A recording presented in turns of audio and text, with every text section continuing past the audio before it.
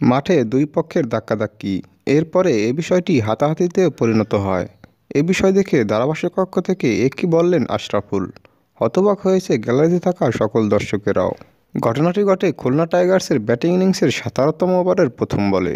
এ সময় ব্যাটিংয়ে ছিলেন খুলনা টাইগার্সের ব্যাটার মোহাম্মদ নেওয়াজ। অপরদিকে বোলিংয়ে ছিলেন বাংলাদেশি পেস বোলার তানজিম সাকিব। তানজিম সাকিব নিজের প্রথম বল করতে এসেই বারবার এই ব্যাটারের কাছে বাধার সম্মুখীন হচ্ছিলেন। তাকে ঠিকঠাক মতো বল করতে দিচ্ছিলেন না তিনি। সেই রাগ অবশ্য তানজিম সাকিবের মাথায় ছিল। পরবর্তীতে বল করেই এই ব্যাটারকে প্যাভিলিয়নে পাঠান তিনি।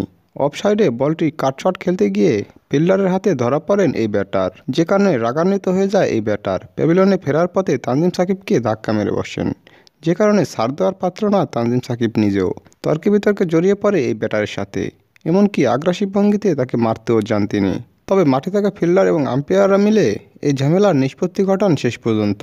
তবে বিদেশি খেলোয়াড়দের সাথে বাংলাদেশি খেলোয়াড়দের বারবার এমন তর্কে বিতর্কে জড়ানোর বিষয়টি কতটুকু যৌক্তিক, বিষয়টি প্রশ্ন থেকেই যায়। দর্শক, একজন পেস বোলার হিসেবে তানজিম সাকিবের এমন আগ্রাসী মনোভাবকে আপনারা কীভাবে দেখছেন?